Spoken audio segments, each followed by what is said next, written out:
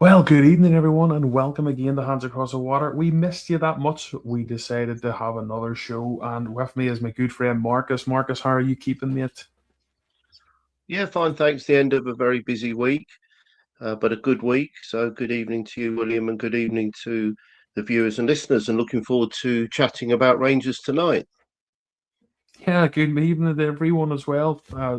As Marcus says, everyone who's watching and will be watching as the show goes on. Um, yeah, it's a strange one, Marcus. Rangers controls our lives quite a bit, as you know, and the viewers will know the same. But we've had a bit of a break, and that's something we haven't had in a long time. Is these breaks during the week, Marcus? Apart from international games and obviously. The odd time we don't have a midweek game, whether it's League, Cup, or Europe. It seems like it's been quite a long time since we haven't had a midweek game, and uh, we've had to wait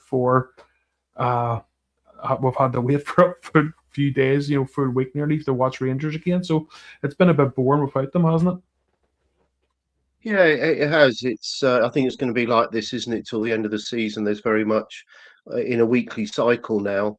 So it's going to be interesting for the type of news that comes in. Some of it will be relevant, some of it won't. But that's one of the reasons why you and I and Andrew and Baz got our heads together with a little task we did about assessing the squad because we thought it was a chance to draw breath and sort of do a little bit of an inventory of where we are at a squad, what's likely to happen for next season. So, if anything, William, it's given us an opportunity to do that later on in the show. Yeah, 100%. And just before we move anywhere else, I want to just thank you, Singing, for being a member for a full month so far. Thank you very much, buddy. I really, really appreciate that, mate. And it really helps us out here to try and put as much shows on as we can. And that's the whole point. So thank you very much, mate. I do appreciate that. Um, so I'm trying to think where to start. So many places to go. Obviously we've got Livingston to talk about. John Suter signed a new contract yesterday. There is news that Raskin is open discussions with the club. We've got the wee graphs and stuff that Marcus has made up for us that we're going to chat about as well. As he said there earlier, he challenged himself, Baz, and other Potter Andrew to answering a few questions and stuff, which was good. It got us all talking on the WhatsApp group. So you'll see what we thought of that, and you can join them as well, guys. But I suppose we'll start off with the news that John Suter has signed a new contract. What do you think of that one, Marcus? As say, vice captain of the club at the minute, and Suter's been there for quite a while. Now, some fans will say he's not the answer. Other fans will say they like him at the back. He's a good, solid player in the Scottish division. What's your thoughts, Marcus, on John Suter and the fact he signed? I think it's a positive thing. I think when we come to that graph, he's one of three players potentially out of contract. And I think, he's an international. And I think he's actually shows good leadership. Apparently, that's on and off the field. Some of his form has been a bit erratic, and I think that's dovetailed with injuries. But he seems to be becoming a little bit more injury free, and I just think it's actually quite a significant thing to bolster the back four for next season. I think it's an area that we do need to have more strength and depth. Whether he is a starter next year or when I say a squad player, I think he'll play more often than not. But I think it's actually significant. And also being a Scots player, I think there is a craving. You don't play for Rangers for winning a raffle. But on the other hand, it is good if there is some Scots presence there. And as you say, William, he's been around at the club some time. So whether he starts every week or whether he's a valued squad member, I actually think it's a positive thing. And also, I just think it stems and guards away from the loads of speculation that you're going to have between now and the rest of the season.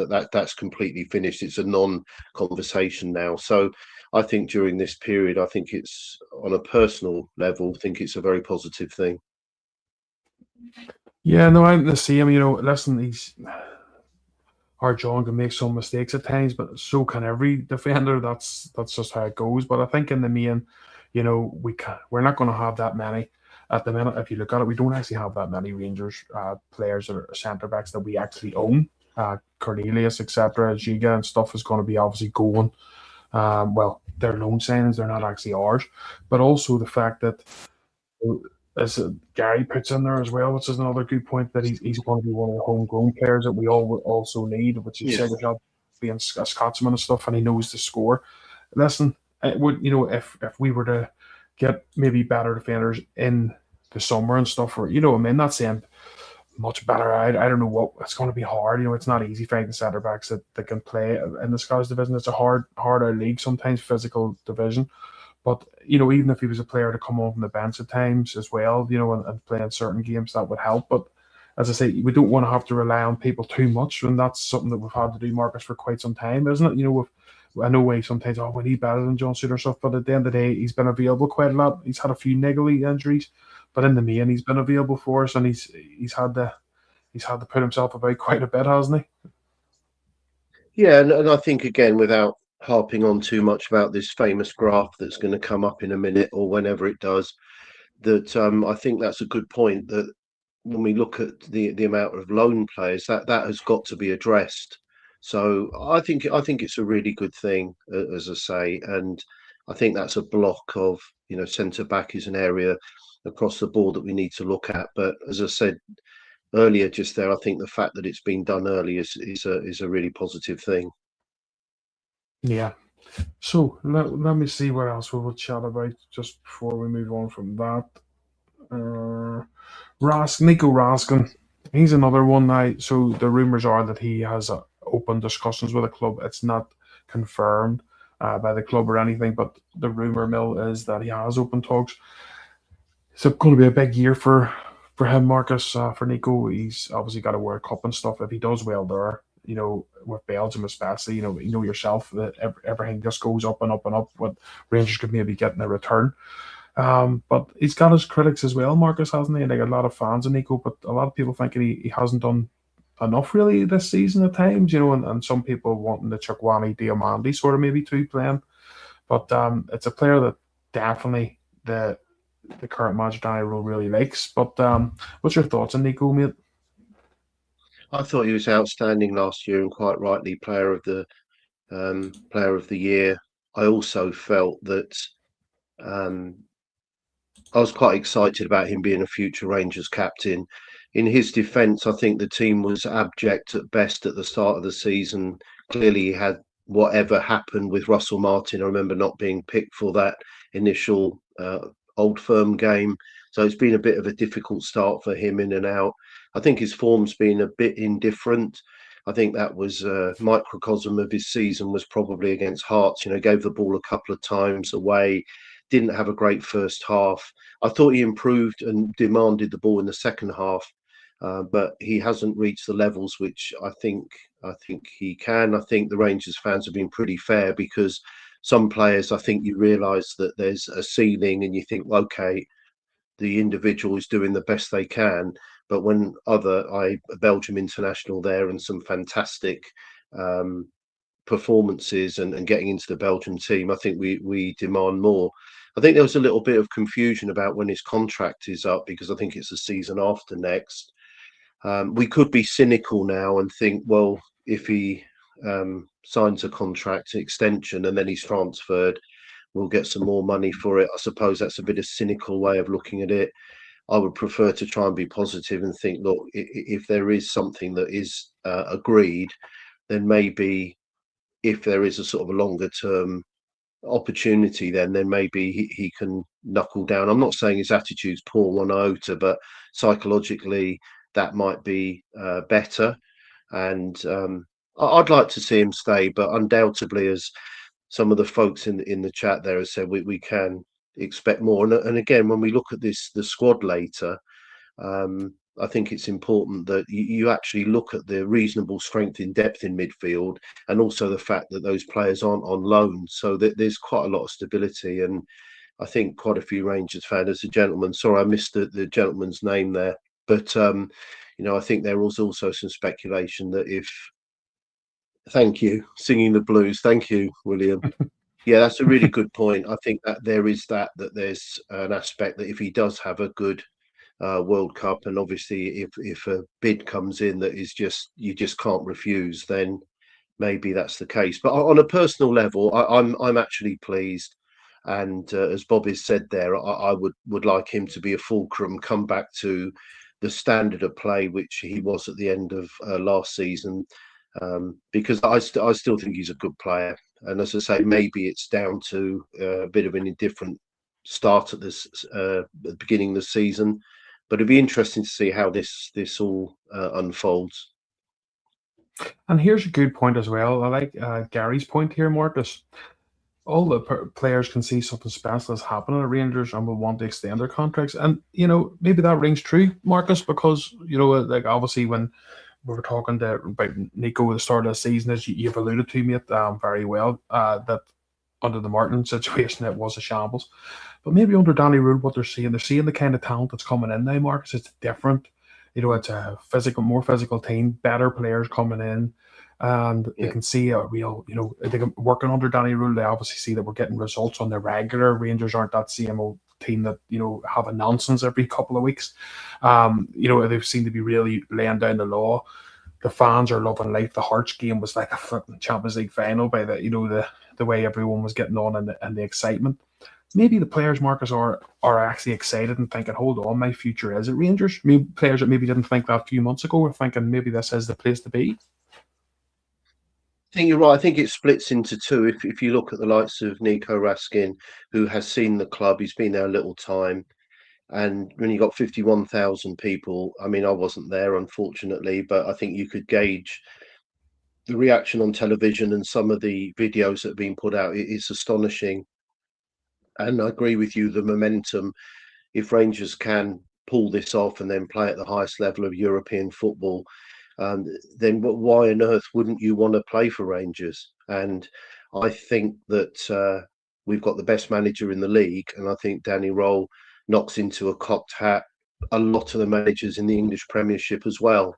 So you're right. And then obviously we've got the four new players coming in that are hitting the ground running pretty well. That rather than a club people aren't sure about, I'm sure it's a club that is on the up. And again, we don't want to be beholden to loan players and try and eradicate that as much as possible. But let's face it, loans are useful.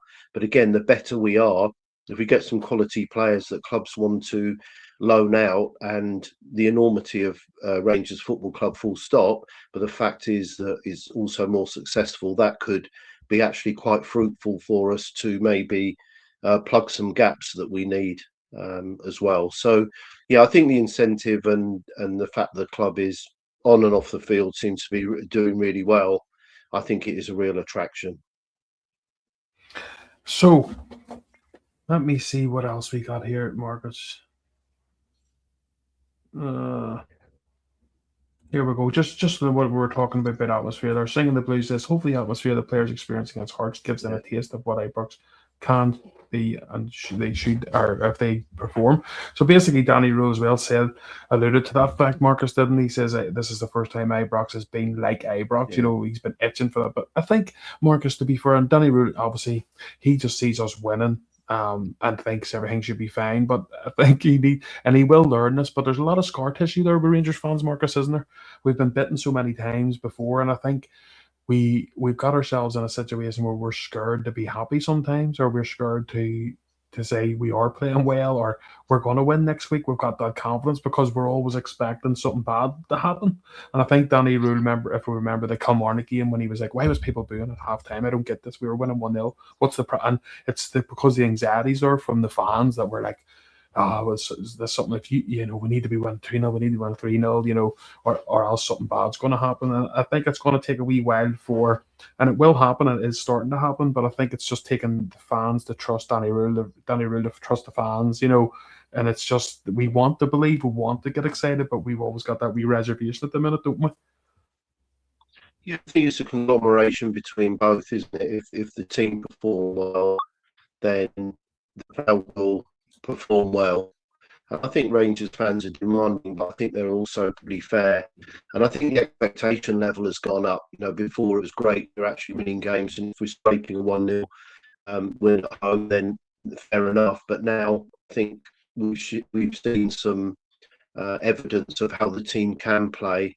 Kilmarnock the 5 goals and outstanding performance last Saturday. So I think the expectation is there, and as you've alluded to, I think also it's been so underwhelming over the last few years that we're in a situation now in which we can seriously challenge for a cup and also the league championship. And yes, there is going to be some degree of apprehension, and I guess in any sport, in particularly if you're playing against decent opposition, which Hearts were, for instance, you are going to get ebbs and flows in a game, and yes, that's going to cause sort of anxiety, and no doubt that'll be also with the players. But hopefully, the more confident they get, then the whole thing interlinks with each other, and then we'll be going from strength to strength. Yeah, I'm just having that trying to see the wee comment here. So someone, what is it? Benadorm asked how many tickets are we getting for the Levy match, and Bobby says the three stands at Levy, and yeah, because normally Levy are one of those kind of clubs that are smart that they sort of go, if we can sell the rest of the stadium out, sell the rest of the stadium out. Unfortunately, there's other clubs in Scotland don't do that. They cut their nose off to spite their face sometimes, but Livy aren't one of them. They're one of the ones that are like, let's just if we can sell the stadium out, let's do it because it makes financial sense, which obviously it does.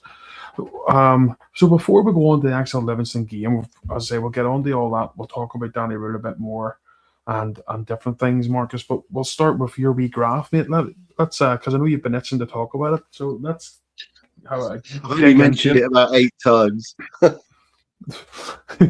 That's but you hear a lot of good work put in. So I'm going to put up the first graph here for anyone that's watching. Hopefully, you'll be able to see it clearly. But if not, Marcus is going to explain it anyway. So go ahead, Marcus. Yeah, I think what I tried to do on this, and again the three other boys as well, we just felt it might be an example to just take stock of where we are. So I think we're in effect. I haven't included some of the players like the academy players who are on loan, etc. Ross McCausland, who is in Cyprus, Davis at Oxford United, etc. They went on loan way early, so this is what I would perceive now as being the squad. And what I propose to do, William, is just highlight the players as well. You can see there, and I hope the viewers can see there's an asterisk in blue, which is out of contract, double asterisk, and a single in red, which is the loan. So just looking at the squad, we've got 3 goalkeepers, which I think is pretty strong. I think that Liam Kelly would, in my opinion, play in a lot of teams in Scotland, and it'll be interesting to see if Danny Roll continues to pick him for the Cup quarter final. At right back, James Tavernier. Now, notice obviously he is out of contract. Do John Sterling and a lone player, Max Aaron, who I believe has got a minor injury at the moment with and he's on loan from Bournemouth. Centre back, in effect, is Fernandez. John Suter, that can be removed now, that double asterisk, because obviously, as we've discussed, he has just signed a new contract. Giga and Cornelius, so 2 of those centre backs from Wolves and Olympique, respectively, are on loan. And then shifting to left back, Magoma from Brentford, and obviously a fantastic signing in Tua Romans. And I think Magoma's done really well. He barely played 20 senior games before he joined Rangers and had never played left back. So I think that he's been, a very good addition. And when we come to the next slide, so to speak, it's a player I'd like to see stay, but whether he does or not. I think the interesting thing here is we were discussing the midfield just now. Rabbi Matondo is out of contract. I think it's fair to say he made a rare appearance against Queen's Park, but I think he's definitely going to be a player when his contract expires. So it's interesting. I think there's a reasonable amount of depth there. Raskin, Chukwani, Diamande, Barron, who I think in 2 weeks' time is coming back from training. Asgard, Rice, Bailey Rice is again another quandary really with injury. But it's interesting that all those players are actually our players, so to speak. I've Yeah. categorised it as wingers, Gassama. Obviously, Mikey Moore is fantastic player, the jewel in the crown really from Spurs. Bajrami. Olsen is technically on loan, although I think it's fair to say that he will, without doubt, I think he'll go back to Spurs, but hopefully not. And then Oliver Antman, who's really improved, particularly linking up with Romans. And then we've got the three-pronged approach with Chimiti, Miovski, and Nadiri. So that, William, is where we're at the moment. So, we've got the 27 players. So, in the loans, it's roughly a fifth of the squad. So that's where we are. So I'm not sure where William is. So I'm going to continue talking, and it's gone off. Yeah. I was going to put on the next slide for you. Do you want me to stick up the next Thank you, one? mate. Thank you very much. Brilliant. So again, just a summary of this. What I thought would be a good idea is that, as far as just assessing the outs, so I think we're going to discuss Cameron and Curtis. So they're loans. This is the dreaded loan and option to buy Danilo, Nasiala, Cortez. In other words, that's probably the kindest way to say, look, you're just not going to be part of the players. So Danilo, as we know, has gone to Holland, Nasiala, Belgium, and Cortez to Argentina. And then Rothwell and Dow were actually transfers. And Rothwell obviously was keen to get stuck in and got sent off playing for Sheffield United. But good luck to them. And then obviously we've got the high profile ins, which we mentioned on that previous Chukwani, Romance and Deary Olsen, again, technically a loan, but an option to buy. So I think that's that's a snapshot. So can we just see that comment again, William, please? Was it Singing the Blues? Yeah, thank you. Yeah, so just on that Singing the Blues, what we did as a sort of, we really tried to test ourselves, and I'd really like be brilliant if people could sort of get involved in this. So one of the questions we asked, and I don't know if can you go back to that initial slide, William, please? The initial, yes, of course, can do that. Thanks, mate. So what we test, the question we asked, and I really like people to get involved in this, is how many of the 6 loan players will Rangers players be Rangers players next season? So and that, by that, we're saying realistically, even if we wanted them to be, how realistic are they? And the Singing the Blues said also, do we want them? So the question was, how many of the 6 loan players will be Rangers players next season? So that's Aaron's, Magona, De Giga, Cornelius Moore, and Olsen. So all of us, without exception, and by all of us, I mean William, Baz, Andrew, and myself, we all thought Olsen. Well, I'm sure he will because he's technically signing. Every single one of us wanted Mikey Moore, but we put it in brackets to think. I don't know how achievable that is. I actually put De Giga as well because, other than wearing the white long johns, I think he's actually played well. But maybe with Suter now being signing, maybe that isn't quite such a thing. So again, Singing the Blues, what we were saying there is Mikey Moore, but the rest of them really, I'm not too sure. I think in the likes of, for instance, Aaron's, I'm not sure whether he's particularly good enough. I think Magoma is, but I just think the way that Brentford do their matrix in terms of player profiling, in terms of returns on players, and he has done really well. I think his stock's risen. I'm just not sure whether they want to allow us to have him, or if so, the terms and conditions would just be out of parameters. So I'm going to throw the ball back to you, William. How realistic do you think the club is for us to get Mikey Moore back? Ooh, it's a tough one. I think if Rangers, Marcus, if Rangers under Russell Martin and the whole shit show that was, I think Spurs would have been looking at that at the time, thinking, "What the hell have we sent him up there for? It's insane. It's not working out. They're infighting." I think Rangers under Danny Rule, when he's scoring goals away from home in Old Firms, and big games, and to see the pressure that he's going to be under playing in the Scottish League with Rangers really now, the proper Rangers, singing and dancing, playing well. And if we get ourselves win the league, if we can, and somehow get ourselves into the Champions League, that's a different proposition than the Rangers they sent them to. So maybe if they're looking at, we'll send them to Rangers Scottish League for season one, we'll maybe send them to lower division, maybe Championship or lower end Premier League. Well, I was going to say lower end Premier League, but Spurs are lower end Premier League at the minute. But do Yeah, you know what I'm saying? ironically. But maybe they're looking now and go, well, hold on a minute. Maybe year 2 for him is Rangers and the Champions League, or Rangers in a full season of going for that league and winning things, or a really good Europa League season next season when this season was such a shambles. So Rangers, to me, we could get him, but it's all about how Spurs go. If Spurs stay in the Premier League, Marcus, and they throw money at it as the Premier League clubs do, he again would just be shunted down the packing list. But if they were to get relegated, which could happen, Marcus, because listen, we've seen it before. We've seen the likes of Newcastle United and stuff get relegated in the past. These big clubs can get relegated. Maybe then they would say, well, we'd rather have Mickey Moore ourselves in the Championship helping us, being when they can't spend just as much. So, it's an interesting one. But I think the question needs to be, is he ready to be in a Spurs team where Spurs want to be, which is challenging for Champions League spots? That's where they want to be. I know they're not there this season.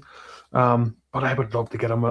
Maybe it's just because, in the old saying, don't fall in love with a lone player. Yeah. But I would love this, and I would love to see us get him. And I think he would do it. I think he would jump at the chance. Maybe that's just me being naive. I think he would jump at the chance of staying with Rangers again, because I think the excitement's there of what we want to do next season. We want to strengthen again this summer. But yeah, my heart says yes. My head still says on the fence. But yeah. But I'll come off the fence and I'll say we'll have him for another year loan. But as I say, that could just be my heart ruling my head. Yeah, and in fairness to you, William, put you on the spot there, but the three of us, it was very, very similar. It was very, very similar, and I actually agree with you that we can't control who's going to be Spurs manager next year full time, but also we can try and do our thing and then go from there. And just repeating on that, it's just there's a technicality with Olsen that he's technically on loan with a view to buy, and I think it's been widely cleared that we will buy him. But I didn't want to tempt fate on that and for anything, so I'm sure that he'll unconditionally be our player, and the club have said that as well. Again, the other question was how many of the three outer contract players, so there was Tavernier, Suter and Matondo, how many of those three, and again I'll be interested if the viewers can get involved, how many of those three will be contracted players next year? Interestingly, all of us said John Suter, and ironically since that he has signed. I was the only one that thought it would be good to keep James Tavernier in. I respect the other guys there. Obviously, we agreed that Matondo would go, but it was a general consensus that three of the four thought that maybe, although he's been a great servant, that James Tavernier maybe either won't be given a contract, or I think significantly, I think I mentioned this on a previous podcast, that sometimes if players coming to the end of their career, often 1 to 2 year contract, which is totally understandable, and quite often clubs will only offer one, and on that basis that can actually sever a tie. So be interesting, William, won't it, on that? Well, this is, I'm going from the well, we all thought Suter, to be fair, but I think that was the obvious one.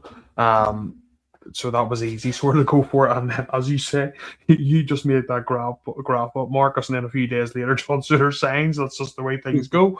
But Tavernier for me is, I could sit here now and say, see your man Tavernier, he hasn't got the legs, and then he could go up and score a goal next week and a winner, and then you're sitting going, you're going, do you want to lose him, this early?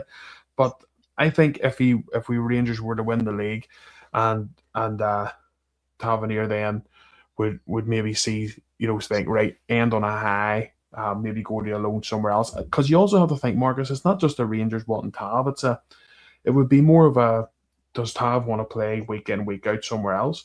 With I think the likes of Panathinaikos and stuff, Marcus, come in from, which are still a great out club who could offer him more wages. Tavernier will Yeah, be on nowhere near the wage that he's on now. He would yeah, definitely be on a lower wage, but if a club like Panathinaikos say, "Well, here we give you 20 grand a week to come up here and play over here to play, a few seasons," maybe he would say, "Well, you know what, I've done my time there. It's time to move yeah. somewhere else, warmer climate, get a few money." You know, if you were going to ask me, my just sort of, will he be there next season? Would it surprise me if he was? No. Um, but I think if we win the league, it would be best for all parties to shake hands and sort of say, right, Yeah. because I think another season, it's all right saying this, but you think of another season, another pre-season, and then Tav again, it would even be, he would offer even less than what he does now, but at the end of the day, he's still top goal scorer, so that sort of throws everything I say back in my face, as well. So it's an interesting one. Yes, yeah, it is, and again, it comes down to recruitment as well. Um, but yeah, as Gary said there, I think if he did stay, then I don't think he would be. I think his performances would be even few and far between, based on some perceived recruitment in getting more strength and depth in the right back area. Right, third question, and there's two straight loan players, as we know. So Lyle Cameron to Aberdeen, Finlay Curtis obviously to Kilmarnock.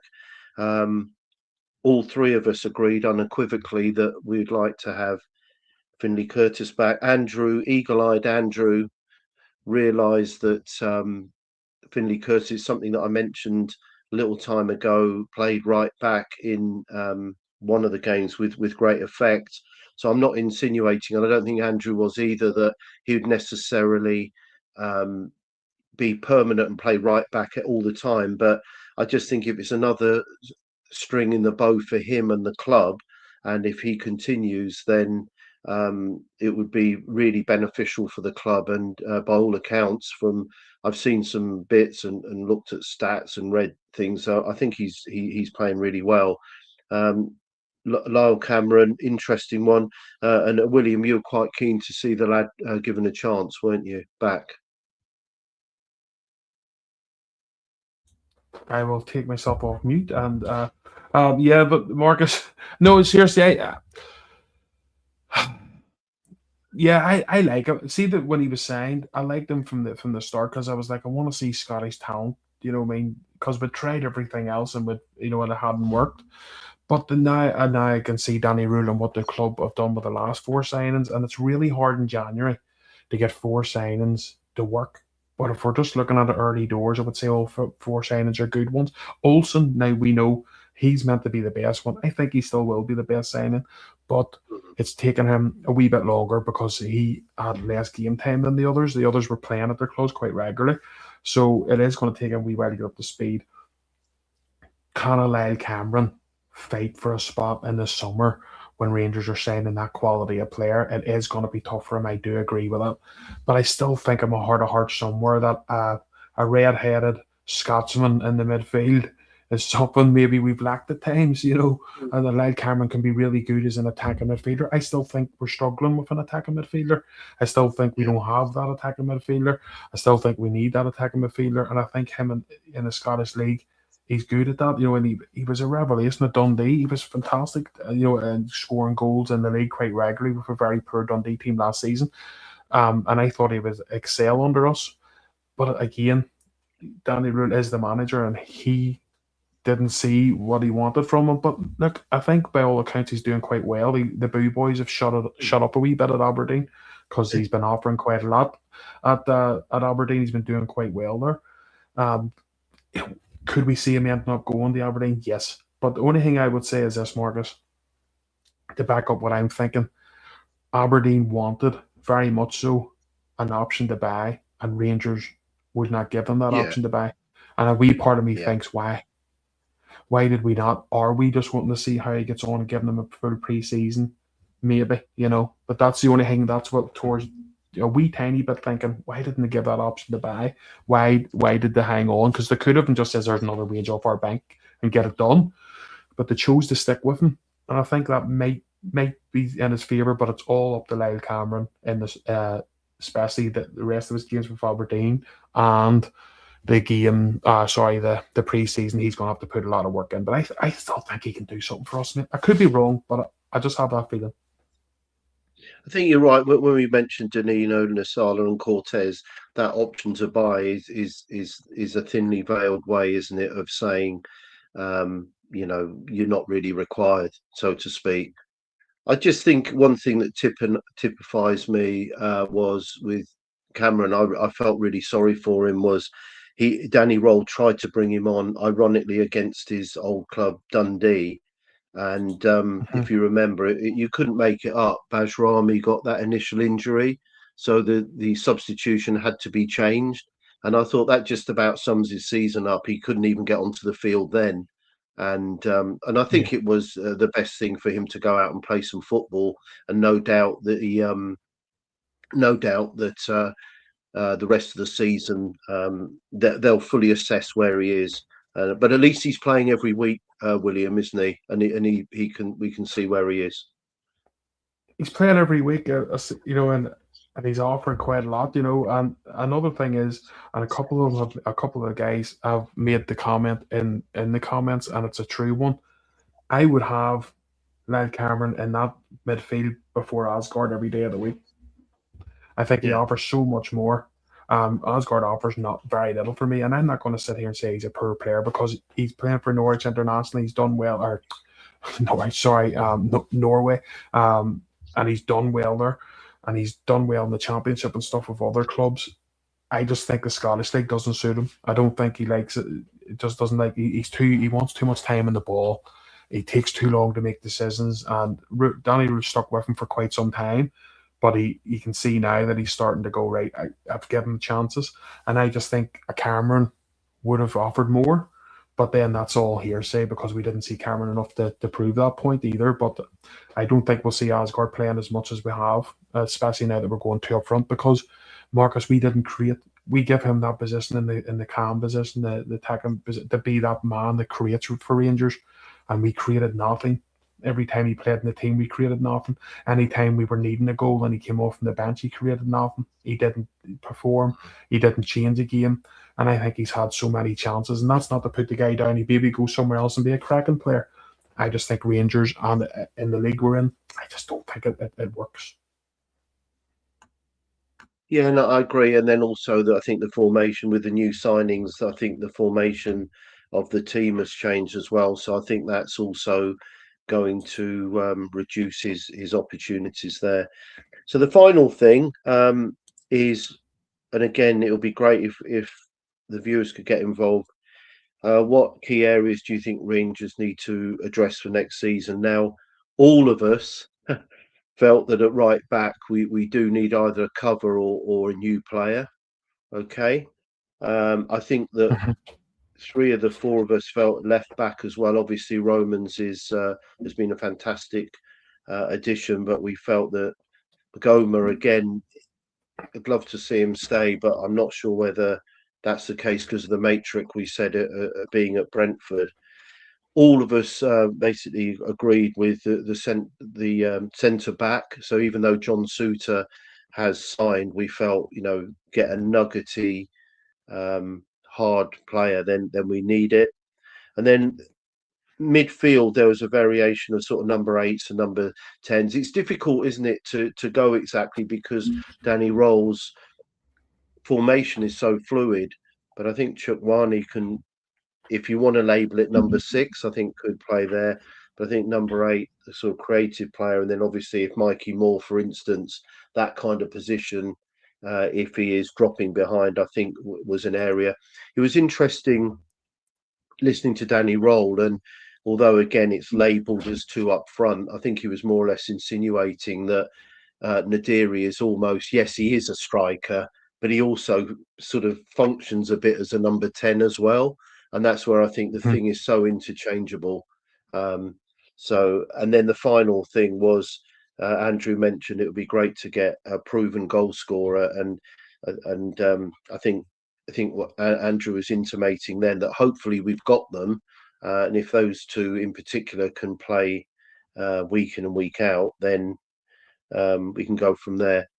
So that was good. Yeah. So that was just our opinion. There's some good opinions coming up there, William. Somebody had, I think it was two or three back. Somebody had quite a um, detailed information about across the board. Brilliant. So left back, yeah. So back up, left back, left wing. Yeah, that's interesting as well. Bold and blue with Jack Butland there, just a year left. That's an interesting one. So we've got obviously Liam Kelly as well. I think Jack Butland has made some mistakes. I guess any goalkeeper does, but I guess that he is deeply in credit really this season. But again, I'm sure alluding to that point there, that they will be looking and either trying to extend it or actually looking, because I think the club's actually quite proactive now, not sort of thinking hand and mouth from season to season. I like this one, Marcus, because I was going to actually say this, but so, hopefully Mm. Romans has a right-footed cousin. And Yeah, I'm telling you, but the good thing is, and what I like about it is, Marcus, and we do need a right back. And to be fair, Clement tried to do it. If you remember with Nana and Sterling when he was alternating them two, and Tab wasn't even getting near the squad at times. And unfortunately, both of them got injured. And then we tried again the start of this season with Aaron's, and it didn't work out. Sterling comes back and he's in and out of the team all the time with injury. And there's a comment for about 10, 15 minutes ago, someone put in Tav is always fit. But what I like, and that's true, what I like it is if we look at Romans and look what we want from our wing backs, if we can get someone very close to Romans or something very like him on the right back, that would be Rangers would be, if you have a Romans on both sides, basically that type of player, that gives a lot of teams a lot of headaches, doesn't it? But it's not easy to find. I know that, but it is something we need to try and sort out. But definitely, if we can get someone with anywhere near Roman sort of style of play on the right, that would give Rangers a big, be dangerous for most of those teams in Scotland, wouldn't it? yeah. I mean, I think again, Antman played effectively right back in one of the games right at the end, and I'm not insinuating he's the answer, but um, because he was given that opportunity, it actually was a bit of a snapshot of overlapping. And I agree with you. I think the style of play that Danny Roll wants is that if we can have a player similar to Romans on the right, then I think it just unearths a completely different dynamic to the team. I'll ask everybody in the comment, Marcus. You can answer this for me, mate. I'll answer it after you. We'll see if everyone in the comments want to answer the same question. Because Zabazza said that Derry has a minor injury and could still make Livi. Now, the question is, do you risk Nadiri at Livi on that plastic pitch for the chance of maybe getting him injured for longer term, or do you let him sit this one out, maybe even on the bench, and only bring him on if needed, and try to use everybody else in the squad to get a result there? What do you think, Marcus, and everyone else in the comments as well? Would you go fire him in, or would you try and see if we can do without him for this game so he doesn't get injured in the plastic pitch? Just a question, just to get us all chatting. Yeah, I think, well, apparently Nadiri and Sterling didn't train today. I think uh, if it's going to be an undue risk, and obviously the surface as well, as frustrating as it is because he's done really well, I just think that Miovski, play the same system, but give him an opportunity. I don't think it's going to be easy. I mean, Livingston have only won one game out of 27. I've just looked at the last six games. It was weird because they lost 6-2 away at Aberdeen, which was completely out of context, and then lost at home 2-0 to Motherwell, lost 2-1 at home to Falkirk, as we know, lost 2-1 away at Celtic, and then drew 2-2 at Dundee. So, in terms of results and wins, it's pretty modest. But with the exception of um, Aberdeen, they're not getting a toweling.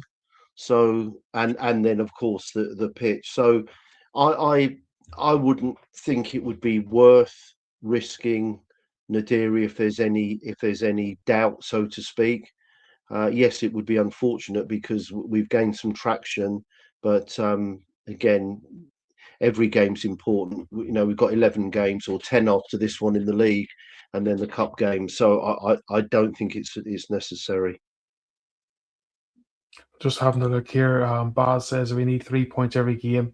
If he's fit enough, put him on the bench and use him if desperate, if it's desperately needed. Singing has said, Yeah, surely we should have enough without Naidiri to beat Livi. You would like to think so, but I know you just don't want to be going on here on Monday and going, fuck me, why did we not have the yeah, dairy? But I get the comments too though. It should be enough to win. You know, if you want to win a league title, you go away to the team that's yeah. bottom of the league, Marcus, and you beat them, don't you?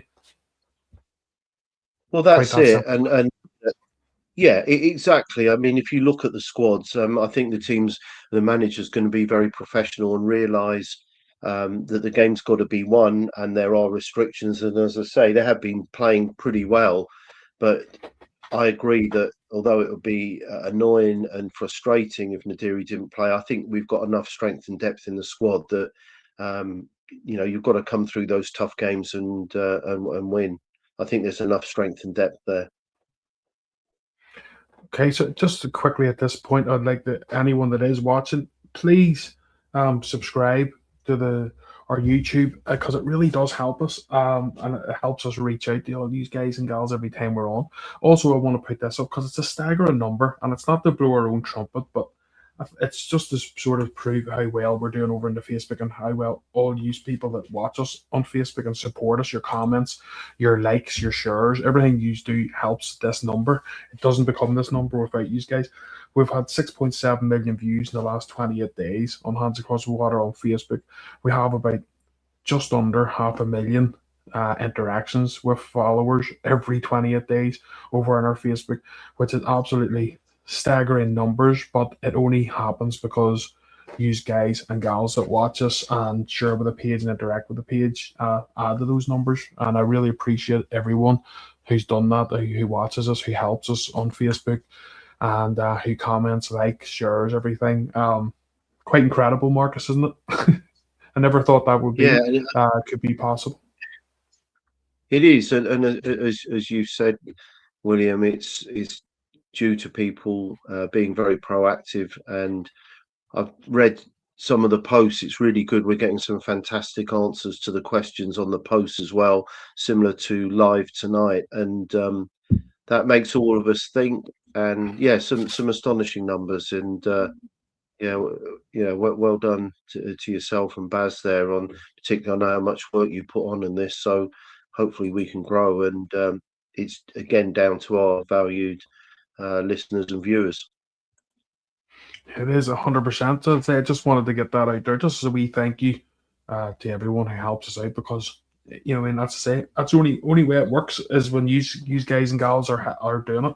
We don't do those numbers on our own. It takes you guys and gals watching us and sharing stuff. So just wanted to put that wee point out there to say, woohoo, go us, go all of us together, brilliant. A wee pod from Northern Ireland getting 6.7 million views in 28 days, crazy. But yeah, thank you very much for that. So let's go through the comments. See, second says this is my favorite Rangers pod. Thank you very much, buddy. Um, Gary, if anyone watches on another platform, just go on to YouTube and hit the like and subscribe. Thank you for that as well, mate. I really appreciate that.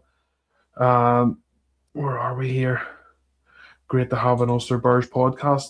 Uh, Thank you, Richard. Mate, I know I appreciate that as well, buddy. It's great that to say that was the reason it was done at the start. It was like we don't have one from over here with so many supporters clubs, so many fans that travel over. But it's great that just to have one for to represent us here. And we've now got Marcus. Marcus is wherever he likes it or not. He's now an Ulster man. We just planted a red hand on his back, and he's an Ulster man for life now, as well as an Englishman. But Yeah. yeah, Well, I'm due to come over shortly, Baz and William. So as you know, I've been over quite a few times. So I am trying to get over possibly around Easter time. So rest assured, if I do, we'll have to meet up and have a pint or even a gallon. 100%. Definitely, mate. So we'll move on. As I say, we got through all. I just wanted to get into that and sort of thank everyone. So let's look at this, Marcus. We'll add this into and everyone as well. We'll put our predictions in. We'll just go the whole Rangers Livi now and we'll chat about it. Just quickly, as I say, Mark's an adopted Ulsterman. And just also, Bold and Blue is actually another Rangers. It's a new Rangers podcast as well. Well, he's not new, but it's sort of new to us. We've been chatting with each other. We're going to do a few things together.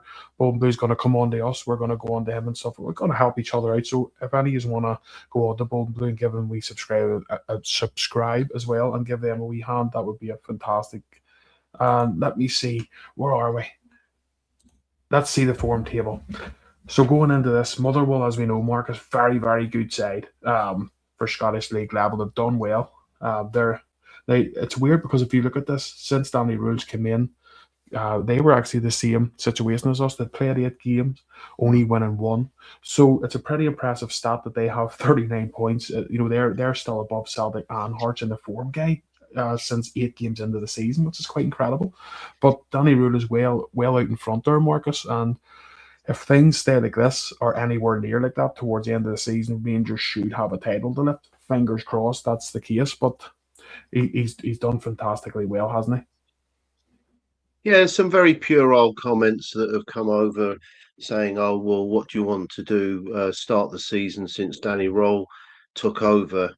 That's not the point of this. The point is that he has actually turned it around. From a Rangers point of view, it's very much a case of from being completely listless, we're now in a serious opportunity to win, and also that is an actual form guide, so it is relevant. And with these remaining 11 games, yes, we've got to keep on with it, but I think it actually shows that we're in with a really good chance. And I think where Danny Roll's been very clever is when he took over, some managers do come in and they're pretty inflexible and just want to impose a style of play when patently obvious there's just not the playing squad. And he unashamedly knew that the Rangers Football Club have got to win, and they did. Let's bear in mind that if we look at this, his record is unbelievable. And the good thing is, as the team's flourished, it's got a little bit more confidence. And now these 4 signings, then he mentioned it to himself in a presser, I think it was last week, that now he can start concentrating on like the final third, and bits of the jigsaw are now starting to flourish.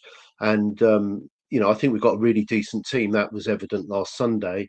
I think that we're in a really good position, and I'm sure come the summer, obviously we want to do well this year, that there will be more additions. And Baron Loyal's right. I mentioned it earlier.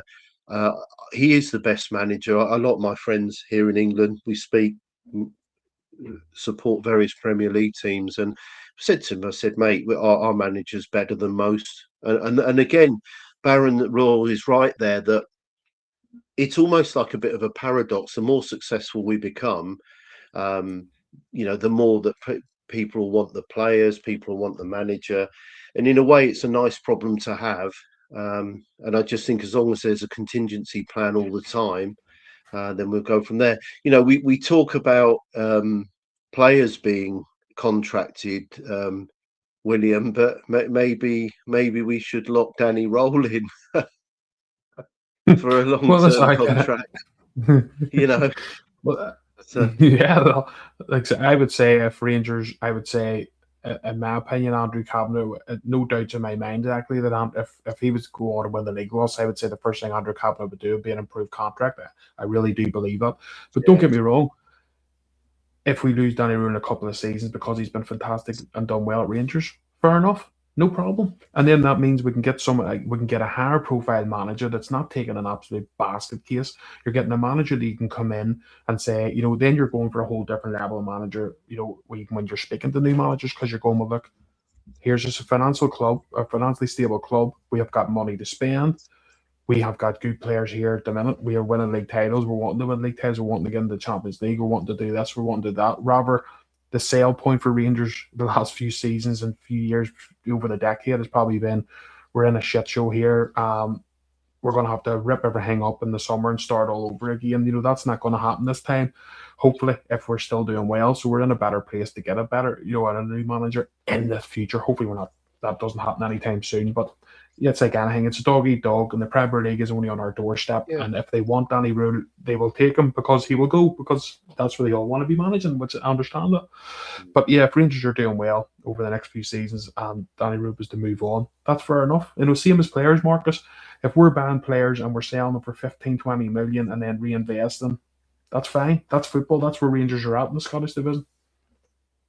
Yeah, and I think as well the profile of the players is is also good when you think that we're gradually not having as many loan players. The profile and the age of the players coming through is a bit of a paradox because the one thing Rangers are probably lacking is some leaders and some experience. But that's the positive thing about that is that the longevity, if you like, of the players. And as you say, at best they'll be at Rangers for a long time and hopefully bring sustained success.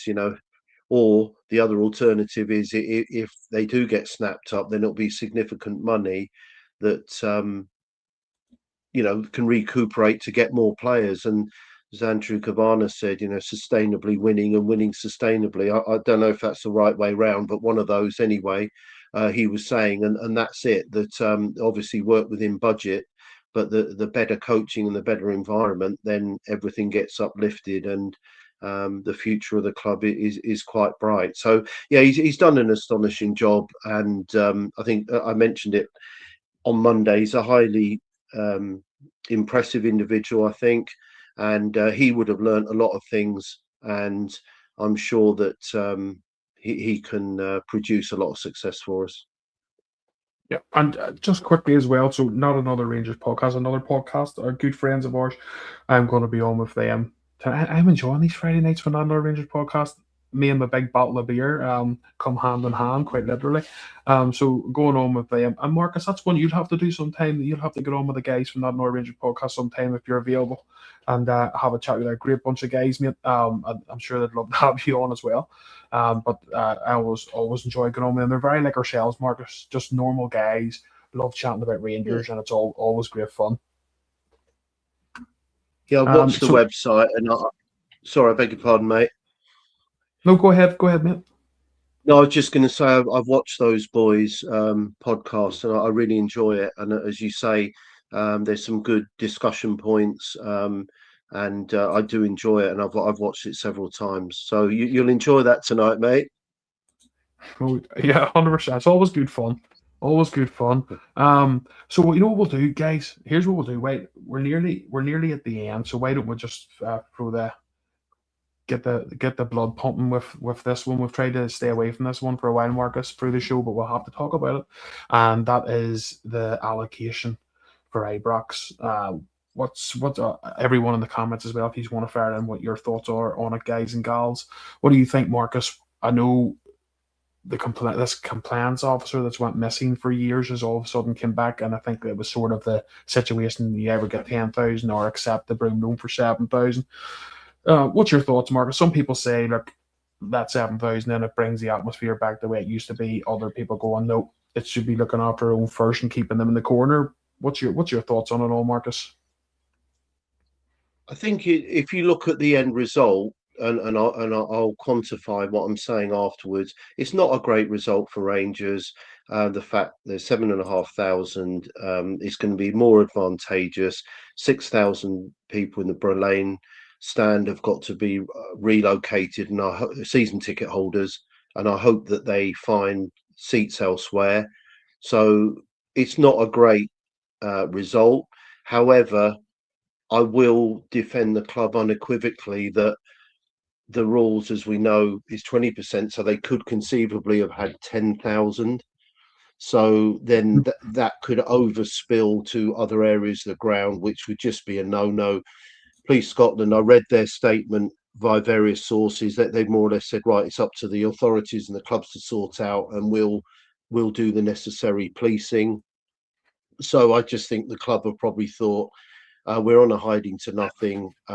There are stipulations by just having it in one self-contained area, then that's probably the best course of action. So it's not a great outcome for Rangers, but I don't particularly blame the club whatsoever.